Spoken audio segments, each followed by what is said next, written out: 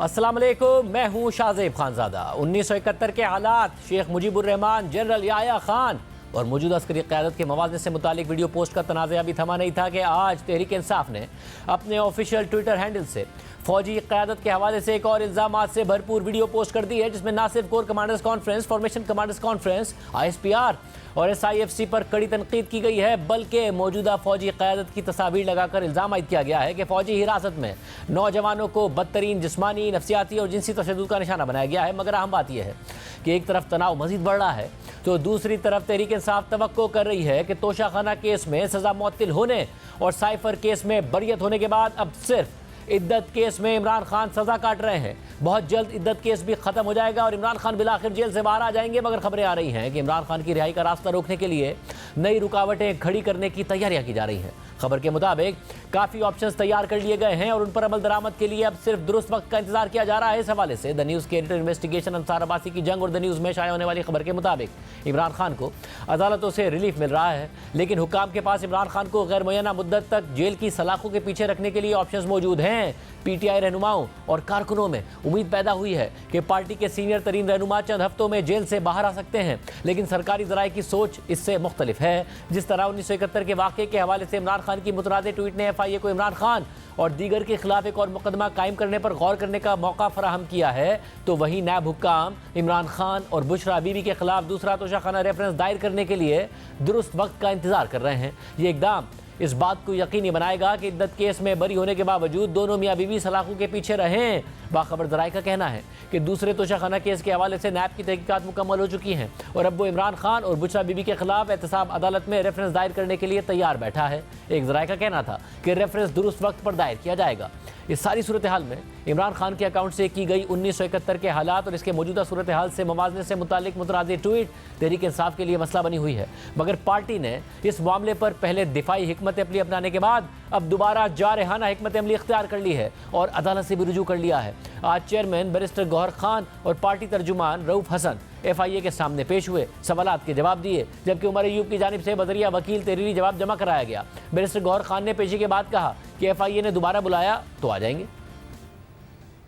1 घंटा मैंने FIA वालों की क्वेश्चंस आंसर किए हैं और हमने अपना मौक़िफ़ से उनको आगाह कर दिया है और दोबारा FIA ने बुलाया है तो आएंगे। लेकिन अभी हमने हाई कोर्ट में भी मूव कर दिया है और इनकी जुरिस्डिक्शन को भी चैलेंज किया हुआ है। देखिए इसका एवेंचुअली क्या होता है। जो कंट्रोवर्शियल ट्वीट जिसकी बात की गई अभी तक इसको डिलीट नहीं किया गया, वो भी मैटर अभी अंडर कंसिडरेशन है, वो बताएंगे इंशाल्लाह 1-2 दिनों तक वो उस पर भी बात करेंगे।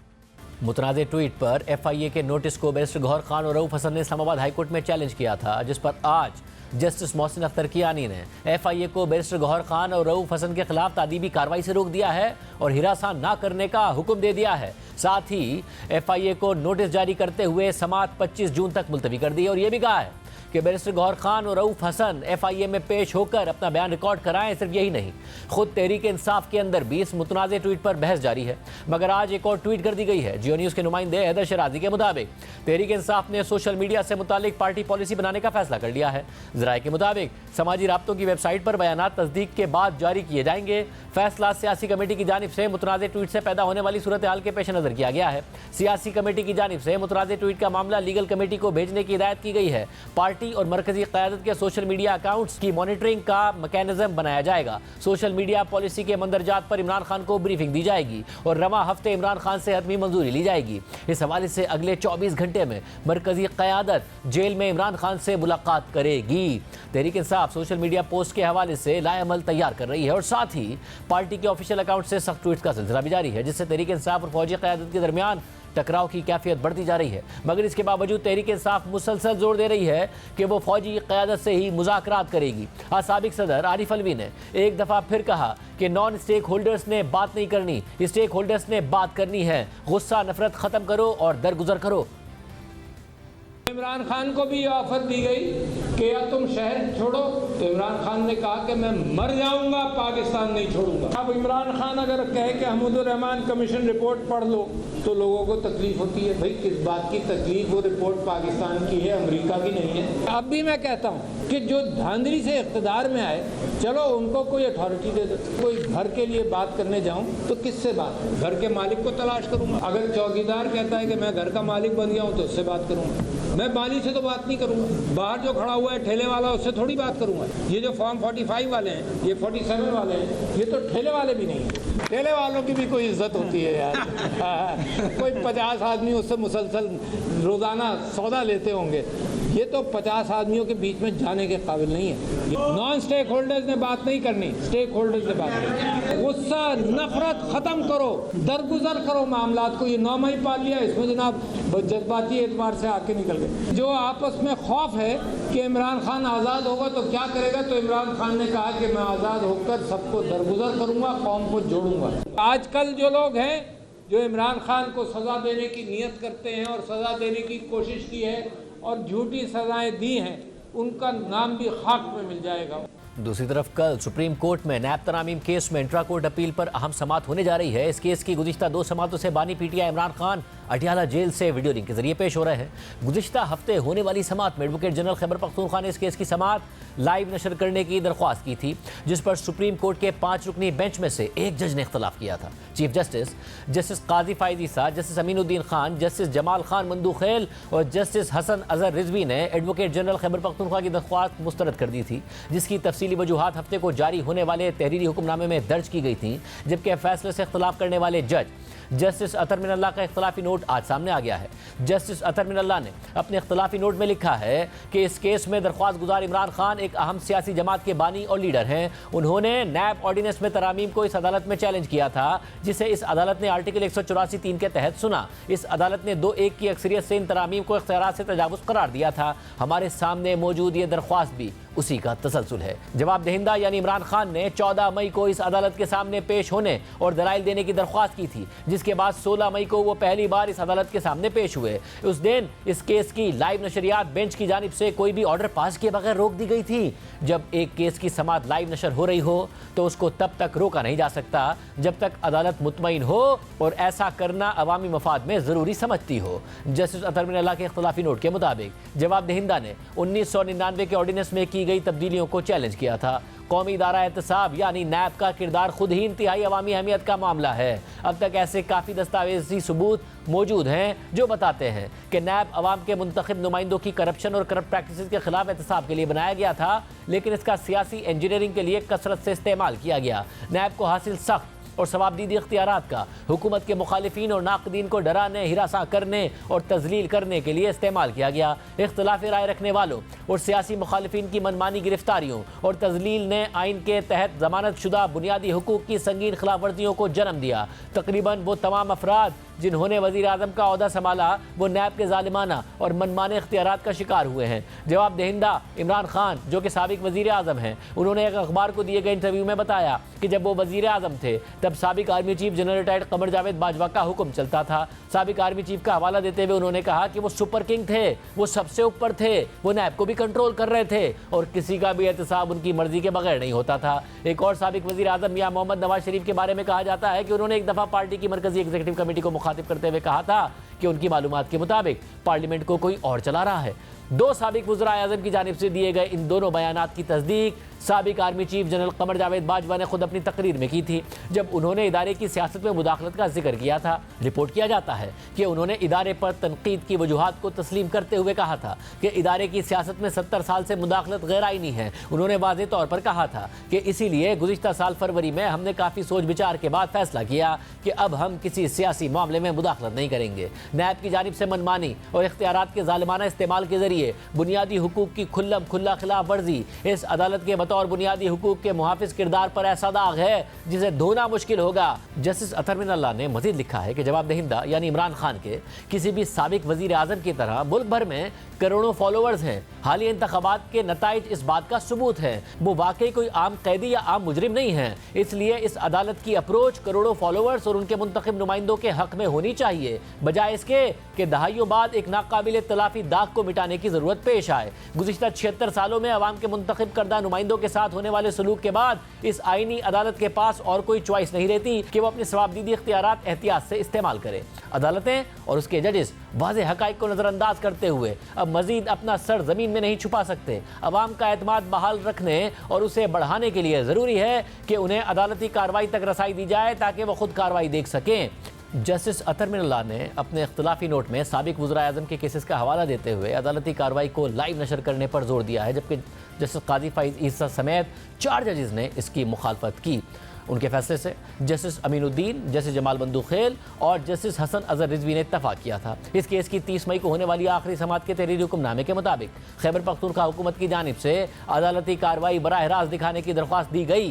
दरख्वास्त में जवाब पेश किया गया कि केस की अदालती कार्रवाई बराह रास्त नशर न करना इम्तियाजी सलूक है। खैबर पख्तूनख्वा हुकूमत की जानिब से पेश किया गया जवाब हक़ाइक़ से मुनाफी है। बहुत कम मुकदमात की कार्रवाई बराह रास्त दिखाई गई, जबकि कुछ मुकदमात की बराह रास्त नशरियात दिखाई गई, जिसको बाद में रोक दिया गया। खैबर पख्तूनख्वा हुकूमत की दरख्वास्त में कोई कानूनी नुक्ता बयान नहीं किया गया। ये नहीं बताया गया कि ऐसा करने से खैबर पख्तूनख्वा हुकूमत के बुनियादी हुकूक से कैसे निराफ किया जा रहा है। दरख्वास्त मुस्तरद की जाती है। तहरीरी ऑर्डर के मुताबिक अब तक 40 मुकदमात की समाअत में अदालती कार्रवाई को बराह रास्त दिखाया गया है। इस केस में अदालती कार्रवाई को लाइव दिखाने को ज़ाती मकासद के लिए इस्तेमाल करने के इम्कानात को रद्द नहीं किया जा सकता। नैब तरामीम मरकजी केस की 53 समातें हुई। उन 53 समातों में इमरान खान एक मरतबा भी सुप्रीम कोर्ट में पेश नहीं हुए। उन 53 अदालती समातों में इमरान खान ने बराह रास्त नशरियात की कोई दरख्वास्त नहीं की, ना ही खैबर पख्तूनख्वा हुकूमत ने 53 समातों में अदालती कार्रवाई बराह रास्त दिखाने की दरख्वास्त की।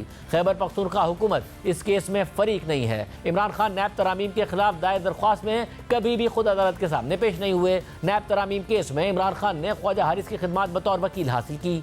इमरान खान ने अपनी दरख्वास्त में कहीं भी खैबर पख्तूनख्वा हुकूमत को फरीक नहीं बनाया। तहरीरी ऑर्डर के मुताबिक 15 सितंबर 2023 को नैब तरामीम फैसले के खिलाफ अपीलें दायर हुई। इंट्रा कोर्ट अपीलों पर इमरान खान को जेल में नोटिस भेजा गया और उनकी अपनी दरख्वास्त पर उन्हें वीडियो लिंक की सहूलत की इजाज़त दी गई। इमरान खान ने वकला से मुलाकात की इजाज़त मांगी, जो उन्हें दे दी गई। अगरचे इमरान खान की नुमाइंदगी अब वकला करेंगे, लेकिन उनकी वीडियो लिंक की सहूलत मौजूद रहेगी।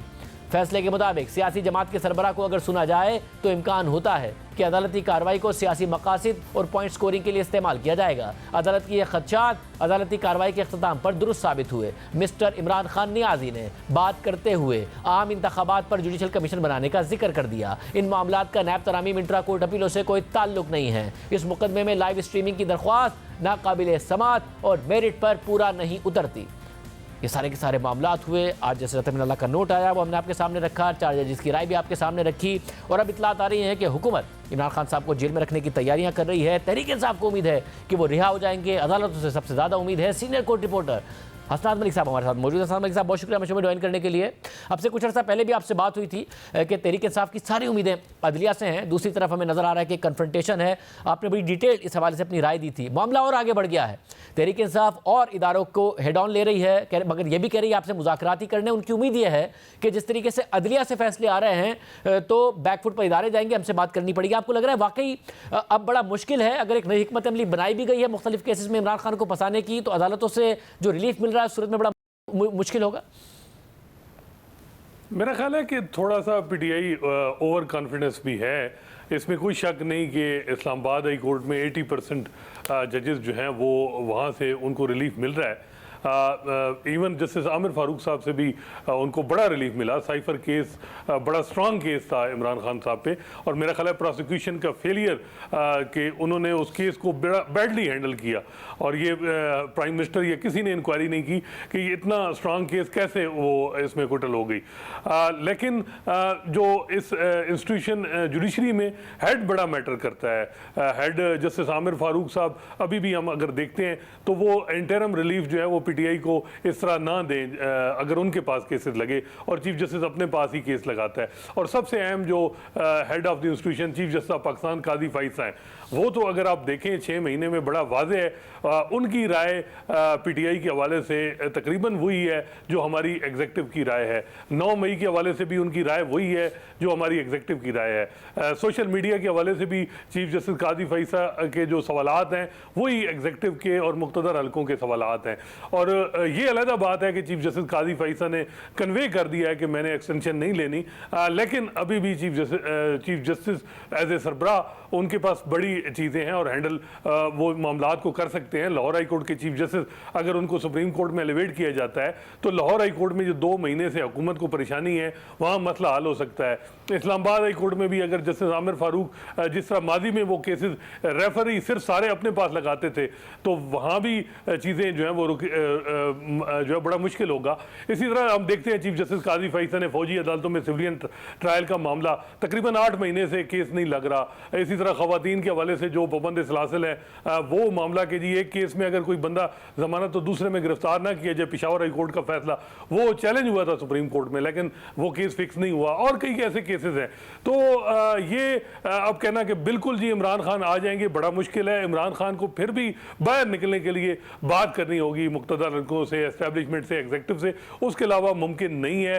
अदलिया छोटे मोटे रिलीफ देगी, प्रेशर बढ़ेगा एस्टेब्लिशमेंट पे भी और एग्जीक्यूटिव पे भी, लेकिन अगर आप कहें कि जी वो बिल्कुल आ जाएंगे वो बड़ा मुश्किल है। वैसे मैं आपके अब एक और उम्मीद हुकूमत की 190 मिलियन पाउंड केस से तहरीक इंसाफ को कहीं ना कहीं उस केस में डर ज़रूर है, क्योंकि उसमें जो बाकायदा तौर पर हमने देखा कि जो फेयर ट्रायल के रूल्स थे, जिस तरीके से दीगर केसेस में उन्हें पामाल किया गया, उसमें उस तरीके से नहीं पामाली हुई है। खुद इमरान खान भी प्रोसीडिंग्स के दौरान ये कह चुके हैं कि जी ये केस सही चल रहा है, या अगर तेज़ चले तो कहते हैं कि जी तेज़ नहीं चलना चाहिए। आपको लगता है उस केस में ख़तरा बाकायदा मौजूद है, वो भी जिस तरीके से चल रहा है हायर कोर्ट्स में स्टैंड नहीं कर पाएगा वो? देखिए उसमें ये सवालात उठ रहे हैं कि नैब एक तरफ जो है वो जो मुख्तलिफ केसेस नून लीग और पीपल्स पार्टी के वहाँ खामोशी है, अकाउंटेबिलिटी कोर्ट में भी केसेस नहीं चल रहे, नैब ला अमेंडमेंट का केस भी सुप्रीम कोर्ट में, अगर वो अमेंडमेंट रिस्टोर हो जाती हैं तो इमरान खान को कहीं ना कहीं फ़ायदा होगा उसका। और ये इसी वजह से और जो मामलात हैं, और आज जिस तरह जसरतर मिनल्ला का नोट था कि जी पोलिटिकल इंजीनियरिंग के लिए नैब इस्तेमाल हो रहा है, तो मुख्तलिफ जजेस की जो ये आरा है, इवन जस्टिस काजी फैसल ने नैब के माजी के जो हालात हैं उन पे सवालात उठाए हैं और कई जजेस ने जो है वो नैब के कंडक्ट पे सवालात उठाए हैं। तो ये इस वक्त जो है वो 8 फरवरी का जो इम्पैक्ट पड़ा है खासकर जुडिशरी में, उसमें ये आप कह सकते हैं कि मुश्किलात होंगी। इतना आसान नहीं है कि सज़ा अगर हो गई तो सज़ा फिर सस्पेंड हो जाएगी इस्लामाबाद हाई कोर्ट से। अल्टीमेट अभी भी इमरान खान नायल तो हैं, कन्विक्टेड, यानी उनकी सज़ा 2 केसेस में सस्पेंडेड है, अक्विटल तो नहीं हुई, लेकिन सबसे अहम जो स्ट्रांग केस था साइफर, मेरा ख्याल है कि वो उसमें उनको अक्विटल हो गई, उसका बड़ा इम्पैक्ट पड़ेगा और पड़ रहा है अदलिया पे। और आपने क्योंकि देखा भी, और ज़ाहिर इद्दत केस में तो केस भी फजूल, सज़ा भी फजूल, तोशा खाना की मिस हैंडलिंग हुई, साइफर की मिस हैंडलिंग हुई। आपको लगता है कि इस सारी की सारी जिस तरीके से मिस हैंडलिंग हुई वो एक पॉलिटिकल पर्पस के लिए मामलात को इस्तेमाल किया गया, इसलिए केस ख़राब हुआ, वरना दम था साइफर या तोशा खाना केस में?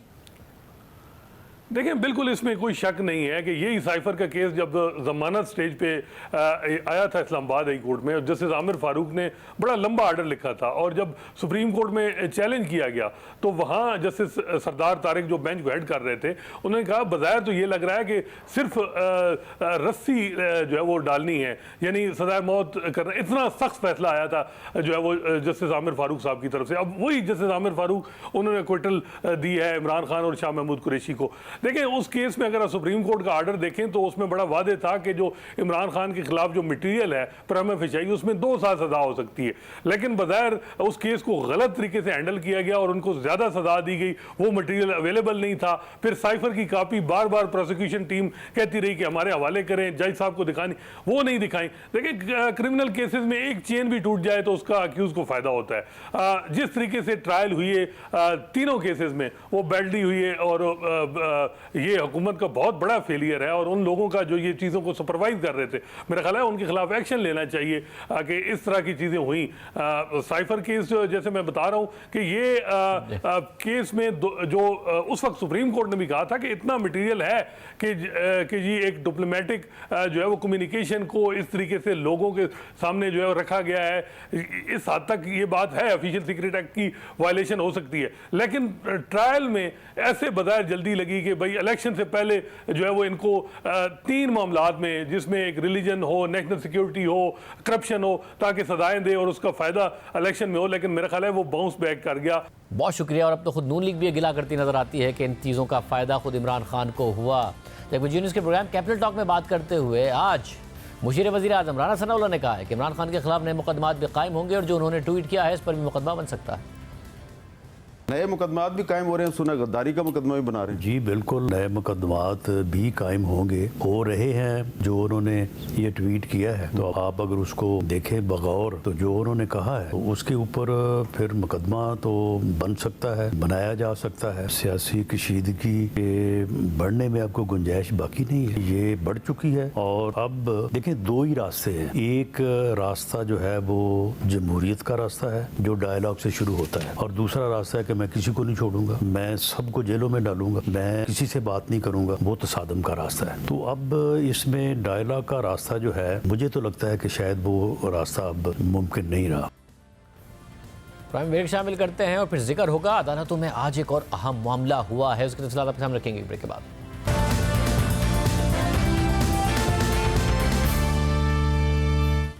आज सुप्रीम कोर्ट में सेनेटर फैसल वाउडा और एमक्यूएम के रहनुमा और रुकने कौमी असेंबली मुस्तफ़ा कमाल के खिलाफ तौहीन अदालत केस की समाअत हुई है, जहां चीफ जस्टिस की सरबराही में 3 रुकनी बेंच ने मुस्तफ़ा कमाल की फौरी मुआफ़ी की इस्तदा मुस्तरद कर दी और प्रेस कॉन्फ्रेंस नशर करने पर टीवी चैनल्स को नोटिस जारी कर दिए। साथ ही फैसल वाउडा को जवाब पर नजरसानी करने के लिए 1 हफ्ते की मोहलत दे दी। समाअत के आगाज में मुस्तफ़ा कमाल के वकील फरोग नसीम ने कहा, मुस्तफ़ा कमाल की जानिब से गैर मशरूत मुआफ़ी मांग ली गई है। मुस्तफ़ा कमाल खुद को अदालत के रहमो करम पर छोड़ रहे हैं। अदालत मुस्तफ़ा कमाल की गैर मशरूत मुआफ़ी कबूल करके तौहीन अदालत की कार्रवाई ख़त्म कर दे। फरोग नसीम ने मजीद कहा कि मुस्तफ़ा कमाल ने 1 सफ़े के जवाब में माफ़ी मांगी है। मुस्तफ़ा कमाल ने 16 मई की प्रेस कॉन्फ्रेंस पर माफ़ी मांगी है। प्रेस कॉन्फ्रेंस तौहीन अदालत नहीं थी। मुस्तफ़ा कमाल ने सूद के खिलाफ ज़ेर इल्तवा अपीलों से मुतालिक मीडिया से गुफ्तगू की थी, तो चीफ जस्टिस काजी फ़ाइज़ ईसा ने कहा कि मुस्तफ़ा कमाल माफ़ी भी मांग रहे हैं और ये भी कह रहे हैं कि तौहीन अदालत नहीं की। मुआफ़ी की गुंजाइश इस्लाम में कत्ल पर भी है, मगर पहले एतराफ़ जुर्म लाजिम है। क्या फैसल वाउडा और मुस्तफ़ा कमाल ने अपने किए पर निदामत दिखाने के लिए कोई और प्रेस कॉन्फ्रेंस की? चीफ जस्टिस काजी फ़ाइज़ ने रिमार्क दिए कि फैसल वाउडा साहिब, आप तो सेनेट यानी ऐवान बाला के मेंबर हैं। सेनेट के अरकान को तो ज़्यादा तहजीब याफ्ता तस्वुर किया जाता है। क्या मुस्तफ़ा कमाल ने फैसल वाउडा से मुतासिर होकर दूसरे रोज़ मीडिया से गुफ्तगू की थी? तो फरोग नसीम ने जवाब दिया कि ऐसी बात नहीं है। चीफ जस्टिस ने मजीद रिमार्क दिए कि पार्लियामेंट में अदलिया के बारे में बातें होती हैं तो हम ये समझते हैं कि एक आईनी इदारा है। आप ड्राइंग रूम में बात करते तो अलग बात थी, अगर पार्लियामेंट में बात करते तो कुछ तहफ़्फ़ुज़ हासिल होता। आप प्रेस क्लब में बात करें और तमाम टीवी चैनल्स उसको चलाएं तो मामला अलग है। क्या हमें लोगों ने एक दूसरे से लड़ने के लिए बिठाया है? कौम को एक ऐसी पार्लियामेंट और अदलिया चाहिए जिसकी आवाम में इज्जत हो। कुछ लोग समझते हैं कि अदलिया को गाली देकर और डरा धमका कर मर्जी के फैसले ले लेंगे। हमने नहीं कहा कि हमारे फैसलों पर तनकीद ना करें। टीवी चैनल वाले सबसे ज़्यादा गालम गलूच को तरवीज देते हैं। टीवी चैनल्स कह देते हैं कि फलां ने तकरीर की और हमने चला दी। ये इज़हार राय की आज़ादी है। 34 मिनट तक प्रेस कॉन्फ्रेंस चलाई गई। क्या आप टीवी चैनल्स को भी तौहीन अदालत का नोटिस कर दे? तो अटॉर्नी जनरल मंसूर उस्मान ऐवान ने कहा कि मेरे ख्याल में नोटिस बनता है। अटॉर्नी जनरल ने मौक़िफ़ इख्तियार किया कि जजेस की दोहरी शहरियत की आइन में मुमानियत नहीं है। तो चीफ जस्टिस ने अटॉर्नी जनरल से मुकालमा किया कि आप ये बात क्यों कर रहे हैं? तो अटॉर्नी जनरल ने जवाब दिया कि प्रेस कॉन्फ्रेंस में जजेस की दोहरी शहरियत की बात की गई है। जजेस के कंडक्ट पर बात करना तौहीन अदालत में आता है। अरकान पार्लियामेंट को बात करते हुए एहतियात करनी चाहिए। पार्लियामेंट में भी जजेस के कंडक्ट को ज़ेर बहस नहीं लाया जा सकता, जबकि अदालत को भी इसी तरह ऐवान की कार्रवाई पर इख्तियार नहीं है। अटॉर्नी जनरल ने मजीद कहा कि दोनों मुल्जिमान को याद दिलाना चाहता हूँ कि वो अरकान पार्लियामेंट हैं, रुकने पार्लियामेंट दोहरी शहरियत नहीं रख सकता, जो पार्लियामेंट का ही बनाया गया कानून है। तो इस मौके पर चीफ जस्टिस काजी फ़ाइज़ ने रिमार्क दिए कि हमारे सामने दोहरी शहरियत का मामला नहीं बल्कि तौहीन अदालत का केस है। इस दौरान चीफ जस्टिस ने मजीद कहा कि पेमरा ने अजीब कानून बना दिया है कि अदालती कार्रवाई रिपोर्ट नहीं होगी, ये ज्यादती है। अदालती कार्रवाई क्यों रिपोर्ट नहीं होगी? ऐसी प्रेस कॉन्फ्रेंस नशर होती रही तो कोई मसला नहीं हुआ, मगर अदालती कार्रवाई से मसला है। इस पर पेमरा के वकील ने कहा कि मुझे अभी इससे मुताल्लिक हिदायत नहीं है। तो इसके बाद सुप्रीम कोर्ट ने अदालती रिपोर्टिंग पर पाबंदी से मुताल्लिक पेमरा से जवाब तलब कर लिया। चीफ जस्टिस ने रिमार्क दिए कि प्रेस क्लब के बजाय हमारे सामने खड़े होकर बात करते। क्या ऐसी गालम गलूच किसी और मुल्क में भी होती है? मुझे जितनी गालियां पड़ी हैं शायद किसी को ना पड़ी हो। अपनी जात पर नोटिस नहीं लिया, आपने अदलिया पर बात की इसलिए नोटिस लिया। मुझे ऊपर वाले से डर लगता है, जिसने गाली दी उसे भी इंसाफ देना है। इस मौके पर फैसल वाउडा के वकील मुईज़ अहमद ने मौक़िफ़ इख्तियार किया कि फैसल वाउडा पेमरा से मुताल्लिक बात करना चाहते हैं। तो चीफ जस्टिस ने उनसे कहा कि आप वकील हैं, कि आप माफ़ी नहीं मांगना चाहते? तो फैसल वाउडा के वकील ने जवाब दिया कि जवाब जमा करा दिया है, अदालत में पढ़ना चाहता हूँ। तो चीफ जस्टिस ने सवाल किया कि आपके क्लाइंट ने कहा क्या है, पहले देखते हैं कि तौहीन अदालत बनती है या नहीं। फैसल वाउडा के वकील ने जवाब दिया कि मैं इस प्रेस कॉन्फ्रेंस के बाद होने वाले सवाल जवाब पढ़ना चाहता हूं। तो जस्टिस इरफान सादत खान ने रिमार्क दिए कि आपने सहाफ़ी के जवाब में वाज़ेह कहा कि कि जस्टिस बाबर सत्तार और जस्टिस अतर मिनल्लाह के खिलाफ बात करने आया हूँ। चीफ जस्टिस ने पूछा कि आप इस प्रेस कॉन्फ्रेंस से किसकी खिदमत करना चाहते थे? क्या आपने कोई कानून बदलने के लिए कौमी असेंबली में बिल पेश किया? क्या हमने कभी कहा कि फलां सेनेटर ने इतने दिन इजलास में शिरकत क्यों नहीं की? क्या कभी हमने ये कहा कि फलां को पार्लियामेंट ने तौसीक क्यों दे दी? आपने किस हैसियत में मीडिया टॉक की? आप क्या बार काउंसिल के जज हैं? यहाँ भी लोग बैठे हैं, बड़ी बड़ी ट्वीट्स कर जाते हैं, जो करना है करें, बस झूठ तो ना बोलें। चीफ जस्टिस ने कहा कि हम अभी कुछ भी नहीं कर रहे हैं, पहले कंडक्ट देखेंगे। तो इस मौके पर मुस्तफ़ा कमाल के वकील फरोग नसीम ने जवाब दिया कि 16 मई के बाद मुस्तफ़ा कमाल ने इस गुफ्तगू के हक में एक लफ्ज़ नहीं बोला। तो अटॉर्नी जनरल मंसूर उस्मान अमान ने कहा कि मुस्तफ़ा कमाल को इशारा मिल गया है, वो प्रेस कॉन्फ्रेंस करेंगे। इस पर चीफ जस्टिस ने अटॉर्नी जनरल से कहा कि आप प्रोसिक्यूटर हैं, ऐसी बात ना करें, झूठ बोलने से डॉलर मिलते हैं। सारे सहाफ़ियों को हमने बचाया, अदालती फैसलों पर ज़रूर तनकीद करें, उड़ा कर रख दें, मगर झूठ ना बोलें। किसी ने मेरे फैसले पर तनकीद करनी है तो पढ़ कर करे। अटॉर्नी जनरल ने मौका इख्तियार किया कि सोशल मीडिया को रेगुलेट करने का कानून नहीं है, लेकिन टीवी चैनल्स को नोटिस होना चाहिए। टीवी चैनल्स की जिम्मेदारी है कि वो अपने प्लेटफॉर्म को तौहीन के लिए इस्तेमाल ना होने दें। टीवी चैनल्स ने अपना प्लेटफॉर्म मुहैया करना छोड़ दिया तो मामला खत्म हो जाएगा। 2 जजेस के मुतालिक ऐसी बातें की गई और टीवी चैनल्स ने नशर कर दिया। दौरान समाअत मुस्तफ़ा कमाल के वकील फरोग नसीम ने कहा कि मुस्तफ़ा कमाल की हद तक नोटिस वापस ले लें। मुस्तफ़ा कमाल सूद को अल्लाह के साथ जंग कहते हैं और इस केस का फैसला चाहते हैं। तो चीफ जस्टिस ने रिमार्क दिए कि मुझे तो लगा कि मजहबी जमातों का केस है, पहली बार पता चला कि MQM भी शरीक है। इसके बाद चीफ जस्टिस काजी फैज़ ने आज की समाअत का हुक्मनामा लिखवाते हुए पूछा कि फैसल वाउडा माफ़ी मांग रहे हैं या नहीं। तो उनके वकील ने जवाब दिया कि मुशावरत के बाद सुप्रीम कोर्ट को आगाह करेंगे। तो अदालत ने फैसल वाउडा से दोबारा 1 हफ्ते में जवाब तलब कर लिया। सुप्रीम कोर्ट ने मजीद कहा कि तौहीन आमेज मवाद नशर करना भी तौहीन में आता है। टीवी चैनल्स को सुप्रीम कोर्ट के नोटिस पेमरा के जरिए भेजे जाएं। चैनल्स 2 हफ्ते में बताएं कि उनके खिलाफ भी तौहीन अदालत की कार्रवाई क्यों ना की जाए। सुप्रीम कोर्ट ने केस की मजीद समाअत 28 जून तक मुलतवी कर दी। समाअत के बाद सुप्रीम कोर्ट के बाहर मीडिया से गुफ्तगू करते हुए फैसल वाउडा का कहना था कि माफ़ी मांगने में कोई मसला नहीं है, लेकिन माफ़ी के लिए कोई गलती करना भी तो ज़रूरी है। जबकि मुस्तफ़ा कमाल ने कहा कि मेरी गुफ्तगू में कोई तौहीन वाली बात नहीं है, लेकिन फिर भी अदालत से गैर मशरूत माफ़ी मांग दी।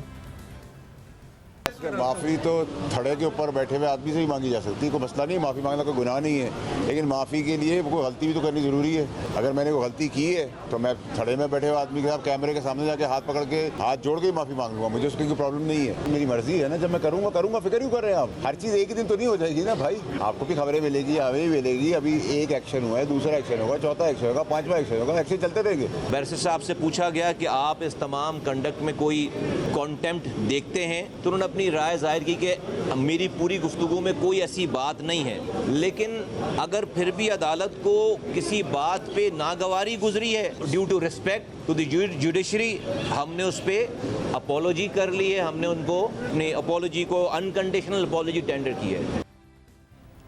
इससे पहले हमने अपने प्रोग्राम में फैसल वाउडा और मुस्तफ़ा कमाल से माफ़ी से मुतालिक सवाल किया था, तो देखिए उन्होंने क्या जवाब दिया। जब समाअत होगी, आपसे सवालात होंगे, तो उस वक्त भी कायम रहेंगे या माफ़ी मांगेंगे अदालत के सामने जाके? फिर मुझे अगर गलती पे किसी कमज़ोर, किसी चपरासी से ही माफ़ी मांगनी पड़ेगी, मैं पब्लिकली माफ़ी मांगूंगा। आप याद रखें कि फौजी बूट रखने पे मुझे पूरे पाकिस्तान के सबसे तगड़े लोगों का प्रेशर था, इंक्लूडिंग इमरान खान का। मैंने कहा था नहीं माफी मांगूंगा, इसलिए नहीं कहा था कि मैं कोई तोप तुरब खान चीज हूं, मैंने इसलिए कहा था कि मैंने कभी भी फौज के ऊपर अटैक नहीं किया था। ये जो आपने बात की है, मुझे अटैक समझ रहा था तो मैं सही था तो मैंने नहीं माफी मांगी। इस बात की तफसीलात तो बता दें। मैं I never targeted the army. ये बड़ी मिस्ट्री है, ये बड़ी मिस्ट्री है। आपने एक वाकये की जिक्र कर दिया, मैं इस वाले टॉपिक पे आ रहा हूं। ये बड़ी मिस्ट्री है क्योंकि उस वक्त ख्याल ये हुआ था कि बड़े इख्तिलाफात हो गए थे। इमरान खान साहब ने आपको मना किया था कि माफी ना मांगना, ये जो बूट रखा है। आप ये कह रहे इमरान खान ने भी कहा था माफी मांगो, आपने नहीं मांगी, क्या हुआ था ये? जी सर मुझे अपनी वालदा की कसम है, कहना तो नहीं चाहिए, कसम लेनी चाहिए टीवी के ऊपर, लेकिन मुझे इमरान खान साहब और पूरे इदारे के तगड़ों ने प्रेशर कुकर में डाल दिया था। मैंने कहा था नहीं मांगूंगा माफी, इसलिए नहीं मांगूंगा कि मैंने फौज के ऊपर किया ही नहीं था अटैक। अगर उनको लगा है अटैक तो गलती है, आप मेरे बॉस से मुझे निकाल दे, माफी नहीं मांगूंगा, मैं ठीक था। अगर मुझसे गलती हुई होती मैं हाथ जोड़ के फौज क्या, जजेस क्या, मैं चपरासी से भी माफी मांग लूंगा। मैं शर्म नहीं और इदारे के बड़े आप कह रहे जनरल बाजवा, जनरल फैज हमीद, इमरान खान, इन तीनों ने आपसे कहा कि माफी मांगनी पड़ेगी। जी सर पैमरा में जाके देखे मेरे लिए क्या लिखा गया था, प्लीज देखे, प्रेशर कुकर में था, खड़ा रहा मैं अपनी चीज के ऊपर। अल्लाह पे मेरा तकिया है, बंदों पे नहीं है। सर कटवा दूंगा अगर गलत नहीं होगा, मगर हुआ तो माफी मांग लूंगा। मगर नोटिस जारी हो गया आपको? हाँ, तो आप जवाब देंगे, माफ़ी मांगेंगे, क्या करें? नहीं, मेरा नहीं ख्याल है कोई ऐसी बात की है कि जिसके ऊपर जो मुझे नोटिस आना चाहिए। कोई मैंने गलत बात नहीं की है, और आप मेरी बात को दोबारा बार बार सुने तो मैंने कोई गलत बात नहीं, कोई जजेस के ऊपर कोई तनकीद या कोई उनके ऊपर कोई उनका नाम लेकर या उनके ऊपर सारी चीज़ें नहीं। ये तो जो चीज़ें सोशल मीडिया पे टीवी पे चल रही हैं उसी को मैंने प्रोड्यूस किया है और उसी के ऊपर मैंने सवाल किया। डेफिनेटली जो एक हर पाकिस्तानी का हक है, मैंने कोई बात नहीं। प्रोग्राम में एक ब्रेक, उसके बाद जिक्र होगा। नरेंद्र मोदी हुकूमत तो बनाने जा रहे हैं मगर इत्तेहादी अपनी डिमांड सामने रख रहे हैं क्योंकि सादा अक्सरियत उन्हें नहीं मिली है। बात करेंगे ब्रेक के बाद।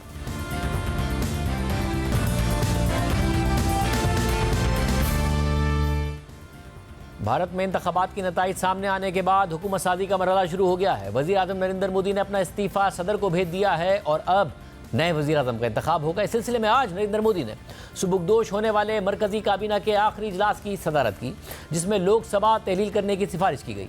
आम इंतखाबात में बीजेपी की ज़ेर क़यादत हुकूमती इत्तेहाद की जानिब से सादा अक्सरियत मिलने के बाद नरेंद्र मोदी लगातार तीसरी बार हुकूमत बनाने के लिए पुरज़म दिखाई दे रहे हैं। लेकिन हालिया इंतखाबात में भारतीय वज़ीर आज़म नरेंद्र मोदी की जमात की पोजीशन गुज़िश्ता दोनों इंतखाबात के नताइज के मुकाबले में नहायत कमज़ोर है और इसी वजह से इत्तेहादी उनके साथ बारगेनिंग कर रहे हैं, उनके सामने अपनी डिमांड्स रख रहे हैं। 2014 और 2019 में होने वाले इंतखाबात के बाद बीजेपी इत्तेहादियों के बगैर सादा अक्सरियत हासिल करने में कामयाब हो गई थी।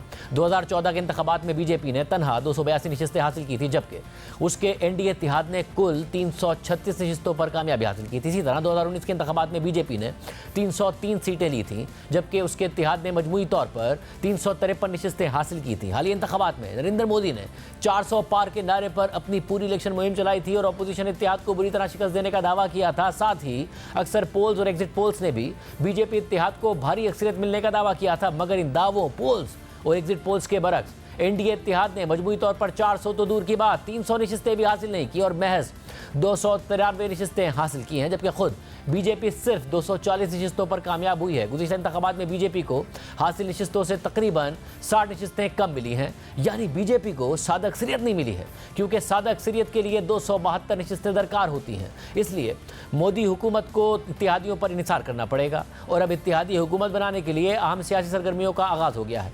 एनडीए इत्तेहाद ने आज इस सिलसिले में नई दिल्ली में एक आला सतही इजलास बुलाया था, जिसमें तमाम इत्तेहादी जमातों के अहम रहनुमाओं ने शिरकत की है। इजलास के बाद यह खबर सामने आई कि इत्तेहादी जमातों ने नरेंद्र मोदी को इत्तेहाद का सरबराह मुंतखब कर लिया है। भारतीय मीडिया के मुताबिक इंतखाबी नताइज के बाद बीजेपी के बड़े इत्तेहादियों रियासत बिहार से 12 सीटें जीतने वाली जनता दल यूनाइटेड पार्टी और आंध्र प्रदेश से 16 सीटों पर कामयाब होने वाली तेलुगु देशम पार्टी की अहमियत बहुत बढ़ गई है। हुकूमत का हिस्सा बनने के लिए उन इत्तेहादियों की शराइत भी आहिस्ता आहिस्ता सामने आ रही हैं। इंडिया टुडे के मुताबिक लोकसभा और रियासत आंध्र प्रदेश में शानदार कामयाबी के बाद बीजेपी के इत्तेहादी और तेलुगु देशम पार्टी के सरबराह एन चंद्रा बाबू नायडू ने बीजेपी के साथ इत्तेहाद को मजबूती से बरकरार रखने की तस्दीक की है, जबकि ज़राए के मुताबिक नायडू दिल्ली में एनडीए की आला सतही मीटिंग के दौरान स्पीकर के ओहदे का मुतालबा करेंगे। इसी तरह जनता दल यूनाइटेड के सरबराह नीतीश कुमार भी हुकूमत का हिस्सा बनने के लिए भारतीय काबीना में 3 वजारतों का मुतालबा करेंगे। यानी पहले नरेंद्र मोदी अपनी शराइत पर इत्तेहादियों से मिलते थे, अब इत्तेहादियों ने अपनी शराइत रख दी हैं।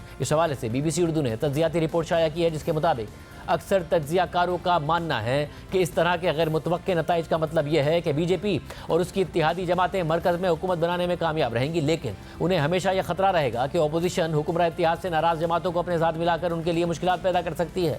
तज्जियाकारों का यह भी मानना है कि बीजेपी को पिछले दौरे हुकूमत के बरक्स पार्टी को मुमकिना तौर पर अपने नामुकम्मल एजेंडे को जारी रखने के लिए इलाकाई जमातों की हिमायत की ज़रूरत होगी, जबकि इन इंतखाबात में इलाकाई पार्टियों को अहमियत हासिल होने की वजह से नरेंद्र मोदी और उनके अहम साथी अमित शाह की तरफ से किए जाने वाले इक़दाम से मुबैना तौर पर मरकज़ में हुकूमती ताकत के अमल पर असर पड़ेगा। यानी पहले यह तासुर था कि ताकत का मरकज़ मोदी और अमित शाह हैं और वही सारे फैसले लेते हैं। अब कमज़ोर हुकूमत की वजह से उन्हें इलाकाई जमातों को एतमाद में लेकर फैसले करने पड़ेंगे। BBC के मुताबिक गुज़िश्ता हुकूमत में भारी अक्सरियत की वजह से बीजेपी ने अपने 2019 के इंतखाबी वादों को आसानी से मुकम्मल कर लिया था, जिनमें अयोध्या में राम मंदिर की तामीर, कश्मीर में दफ़ा 370 को हटाने और 3 तलाक रोकने का कानून बनाने के वादे नुमायां हैं। मगर इस बार कमज़ोर अक्सरियत और इत्तेहादियों पर इन्हिसार की वजह से अब नरेंद्र मोदी के लिए अपने नामुकम्मल वादों और हिंदुत्व हिंदुत्व के मंसूबों पर मुकम्मल तौर पर अमल करना इंतहाई मुश्किल होगा। बीबीसी के मुताबिक इन्हीं नामुकम्मल वादों में वन नेशन वन इलेक्शन और यकसा सिविल कोड नुमाया है। वन नेशन वन इलेक्शन वादे के तहत बीजेपी पार्लिमानी और रियासती असेंबली के इंतखाबात एक ही वक्त में करवाना चाहती है। बीजेपी माजी में कई बार कह चुकी है कि इससे हुकूमतों को बार बार इंतखाबात कराने के बजाय हुक्मरानी पर तवज्जो मरकूज करने में मदद मिलेगी। यकसा सिविल कोड के तहत बीजेपी ने अक़लियतों के शादी और विरासत के कवानीन को ख़त्म करने का इरादा जाहिर किया था। इस सारी सूरत हाल में बीजेपी को माजी की तरह इंतहा पसंद रवैयों के बजाय एक मॉडरेट रवैया अख्तियार करना पड़ सकता है, जो उसके हिंदुत्व मंसूबे पर काम को मुश्किल बना देगा। सिर्फ यही नहीं, बीजेपी को इन इंतखाबात में चंद बड़ी रियासतों में बड़ी शिकस्त से दो चार होना पड़ा, जहां से माजी में बीजेपी को हिंदुत्व नजरियात की बुनियाद पर भारी वोट मिले थे। रियासत महाराष्ट्र और उत्तर प्रदेश में बीजेपी की शिकस्त इसकी बड़ी मिसालें हैं। 2017 से उत्तर प्रदेश में बीजेपी की हुकूमत है और ये रियासत 24 करोड़ से ज़ायद आबादी के साथ भारत में हुकूमत साजी में अहम किरदार अदा करती है। उत्तर प्रदेश में लोकसभा की कुल 80 नशिस्तें हैं, जबकि वज़ीर आज़म नरेंद्र मोदी और कांग्रेस रहनुमा राहुल गांधी दोनों ने यहाँ से इलेक्शन लड़ा है। 2019 में बीजेपी ने यहाँ से तनहा 62 नशिस्तें हासिल की थी, लेकिन 2024 के इंतखाबात में बीजेपी को यहाँ से धचका लगा है और वो सिर्फ 33 नशिस्तों पर ही कामयाब हो चुकी है और कांग्रेस की ज़रिए क़यादत इंडिया इत्तेहाद ने यहाँ से कुल 43 नशिस्तें हासिल की हैं। इस रियासत की अहम बात यह भी है कि बीजेपी का मुस्तकबिल में चेहरा समझे जाने वाले कट्टर हिंदू रहनुमा योगी आदित्यनाथ 2017 से यहाँ के वज़ीर आला हैं। दूसरी अहम बात यह भी है कि बीजेपी उत्तर प्रदेश में उस हल्के से भी हार गई जहाँ पर नरेंद्र मोदी ने बाबरी मस्जिद की जगह पर राम मंदिर की तामीर मुकम्मल होने से पहले ही इंतखाबी मुहिम के दौरान बहुत बड़े इंतखाबी तकरीब का एहतमाम किया था, जिसमें मारूफ भारतीय फिल्म स्टार्स और कारोबारी शख्सियात ने शिरकत की थी। इसी तरह बीजेपी को रियासत महाराष्ट्र में भी शिकस्त का सामना करना पड़ा है, जहां से उसे 2019 में आसानी से कामयाबी हासिल हुई थी। हालिया इंतखाबात में कांग्रेस इत्तेहाद ने महाराष्ट्र के 48 में से 30 नशिस्तों पर कामयाबी हासिल की है, जबकि बीजेपी इत्तेहाद सिर्फ 17 सीटें ही जीत सका है, जिनमें से बीजेपी ने खुद सिर्फ 9 सीटें जीती हैं, जबकि 2019 में उसे यहाँ से 23 सीटें मिली थीं। इसी तरह बीजेपी को वेस्ट बंगाल और केरला में भी शिकस्त का सामना करना पड़ा है। आज के प्रोग्राम में इतना ही। अल्लाह हाफ़िज़।